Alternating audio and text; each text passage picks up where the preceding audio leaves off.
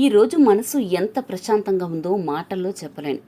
మొన్న చండీగఢ్లో జరిగిన ఘోర పరాభవం తర్వాత ఈరోజు ధర్మశాలలో మన ఊళ్ళో ఇచ్చిన కంబ్యాక్ చూస్తుంటే ఇది కదా టీమిండియా అంటే అని గట్టిగా అరవాలనిపిస్తోంది. హిమాలయాల సాక్షిగా చల్లటి గారెలో మన బౌలర్లు సమిష్టిగా నిప్పులు చెరిగారు. మన బ్యాటర్లు ముఖ్యంగా అభిషేక్ శర్మ బౌండరీల వర్షం కురిపించాడు. దీంతో ఈ మ్యాచ్లో ఇండియా 7 వికెట్ల తేడాతో గెలవడమే కాకుండా 5 మ్యాచ్ల సిరీస్లో ఇప్పుడు మనం 2-1 ఆధిక్యంలోకి దూసుకెళ్లాం. దీంతో సౌత్ ఆఫ్రికా వాళ్లు ధర్మశాల అందాలు చూడ్డానికి వచ్చిన టూరిస్టులా మిగిలిపోయారు తప్ప మనోళ్ల ధాటికి తట్టుకోలేకపోయారు.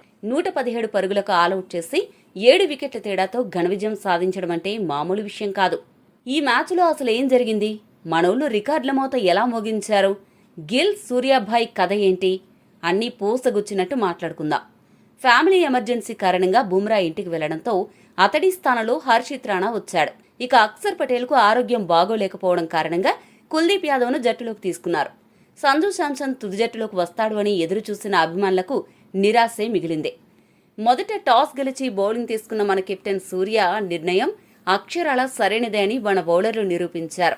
గత మ్యాచ్లో పవర్ ప్లేలో వికెట్లు తీయలేక సతమతమవుతున్న మనకి హర్షదీప్ సింగ్ ఒక వరంలా దొరికాడు. ఈరోజు మొదటి ఓవర్ నుండే బాల్ని అటు ఇటు స్వింగ్ చేస్తూ సౌత్ ఆఫ్రికా ఓపెనర్లకు ముచ్చెమటలు పట్టించాడు. మొన్న ధారాళంగా పరుగులు సమర్పించుకుని విమర్శల పాలైన హర్షదీప్ ఈరోజు మాత్రం చక్కటి లైన్ అండ్ లెంగ్త్తో అదరగొట్టాడు. మొదటి ఓవర్లోనే రీజా హెన్రిక్స్ను అవుట్ చేశాడు. దీంతో తన కెరీర్లో పవర్ ప్లేలో 48 పడగొట్టి టీ20 చరిత్రలో ఇండియా తరపున అత్యధిక వికెట్లు తీసిన బౌలర్గా భువనేశ్వర్ కుమార్ రికార్డుని బ్రేక్ చేసి టాప్ ప్లేస్లో నిలబడ్డాడు. హర్షదీప్ సూపర్ బౌలింగ్తో దుమ్ములేపుతుంటే సౌత్ ఆఫ్రికా బ్యాటర్లు బాల్ ఎటు వెళ్తుందో తెలియక బ్యాట్ని గాల్లో ఊపడం తప్ప ఏం చేయలేకపోయారు. ఇక హర్షిత్ రాణా కూడా ఈ మ్యాచ్లో పర్వాలేదనిపించే బౌలింగ్తో ఆకట్టుకున్నాడు. రెండో ఓవర్లోనే డేంజరస్ డికాక్ను ఒక పరుగుకు అవుట్ చేసి అదరగొట్టాడు. అయితే ఆ తర్వాత మరొక వికెట్ పడగొట్టినా 8కి పైగా ఎకానమీతో ధారాళంగా పరుగులు సమర్పించుకున్నాడు. ఆ తర్వాత రంగంలోకి దిగింది మన మిస్టరీ మాంత్రికుడు వరుణ్ చక్రవర్తి. మరోసారి టాప్ క్లాస్ బౌలింగ్తో రెచ్చిపోయాడు. ఈరోజు వరుణ్ బౌలింగ్ చూస్తుంటే నాకు హ్యారీ పోటర్ సినిమా గుర్తొచ్చింది. బాల్ వేస్తాడు, అది లెగ్ స్పిన్ అవుతుందో గూగ్లీ అవుతుందో ఆ బ్యాటర్కి కీపర్కి చివరికి అంపైర్కి కూడా అర్థం కాదు. మిడిల్ ఓవర్లలో సౌత్ ఆఫ్రికాను పూర్తిగా కట్టడి చేసి వాళ్ల స్కోరు బోర్డుకి బ్రేకులు వేశాడు. 2 వికెట్లు పడగొట్టి కోలుకోలేని దెబ్బతీశాడు. ఇక ఈ మ్యాచ్లో వికెట్లు తీయడం ద్వారా వరుణ్ చక్రవర్తి ఒక సెన్సేషనల్ రికార్డు సృష్టించాడు. ఫుల్ మెంబర్ జట్ల స్పిన్నర్లలో అత్యంత వేగంగా 50 టీ20 వికెట్లు తీసిన జాబితాలో మనోడు టాప్ 4లోకి వచ్చేశాడు. అంతేకాదు ఇండియా తరపున అత్యంత వేగంగా 50 వికెట్లు తీసిన రికార్డులో కుల్దీప్ యాదవ్ తర్వాత రెండో స్థానంలో వరుణ్ నిలిచాడు. 77 పరుగులకే 7 వికెట్లు కోల్పోయి ఒకానొక దశలో దక్షిణాఫ్రికా ఆలౌట్ అవుతుంది అనుకుంటే ఆ జట్టు కెప్టెన్ మార్కరం 46 బంతుల్లో 61 పరుగులు చేసి దక్షిణాఫ్రికా స్కోరు 100 పరుగులు దాటించడంలో కీలక పాత్ర పోషించాడు. ఇక మిగిలిన బౌలర్స్లో కుల్దీప్ యాదవ్, హర్షిత్ రాణా, హర్షదీప్ సింగ్ 2 వికెట్లు పడగొట్టగా దూబే, హార్దిక్ పాండ్యా చెరొక వికెట్ దక్కించుకున్నారు. హర్షదీప్ 3.20 ఎకానమీతో బౌలింగ్ చేయగా వరుణ్ 2.80 ఎకానమీతో బౌలింగ్ చేసి ఆకట్టుకున్నాడు. మొత్తానికి మన బౌలర్ల ధాటికి సౌత్ ఆఫ్రికా నిర్ణీత 20 ఓవర్లలో 117 మోస్తరు స్కోరుకే పరిమితమైంది. ఇక టార్గెట్ని చేజ్ చేయడానికి దిగిన మన బ్యాటింగ్ గురించి చెప్పాలంటే ఆరంభంలోనే అభిషేక్ మరోసారి అరిపించాడు. మొదటి బంతికే సిక్సర్ కొట్టి దక్షిణాఫ్రికా జట్టుకు షాక్ ఇచ్చాడు. ఒకవైపు అభిషేక్ బౌండరీలతో షేక్ చేస్తుంటే శుభ్మన్ గిల్ మాత్రం పరుగులు చేయడానికి చాలా కష్టపడ్డాడు. గిల్ టైం ఎందుకు అస్సలు బాలేదు.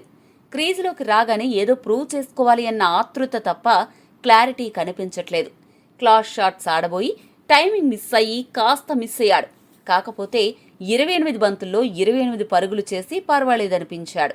యంగ్ అన్న అభిషేక్ శర్మ మాత్రం నేను ఆడితే ఇలాగే ఉంటది అన్నట్టు 200కు పైగా స్ట్రైక్ రేట్తో దుమ్ము దులిపేశాడు. ధర్మశాల గ్రౌండ్ చిన్నది కావడం మనోడికి బాగా కలిసొచ్చింది. వచ్చిన వాళ్ళని వచ్చినట్టు స్టాండ్స్లోకి పంపించాడు. సిక్సర్లు, 4లతో విరుచుకుపడి మ్యాచ్ని 1 సైడ్ చేసేశాడు. సౌత్ ఆఫ్రికా బౌలర్లు రబాడా జాన్సన్లు బౌన్సర్లు వేసినా, యార్కర్లు వేసినా మనోడు మాత్రం తగ్గేదిలే అన్నట్టు బాదాడు. అభిషేక్ శర్మ బ్యాటింగ్ చూస్తుంటే యువరాజ్ సింగ్ గుర్తొచ్చాడు. ఆ ఫ్లో, ఆ ఎలిగెన్స్ కన్నుల పండగంతే. అయితే ఆ దూకుడులో 18 బంతుల్లో 35 పరుగులు చేసి అవుట్ అయ్యాడు. ఈ మ్యాచ్లో కెప్టెన్ సూర్యకుమార్ యాదవ్ ఫామ్ గురించి ఎంత తలచుకుంటే అంత బాధేస్తోంది. అభిషేక్ శర్మ అంత మంచి ప్లాట్ఫామ్ సెట్ చేసి ఇచ్చాక సూర్య వచ్చి ఫినిష్ చేస్తాడు అనుకుంటే 12 పరుగులకే అవుట్ అయ్యి నిరాశపరిచాడు.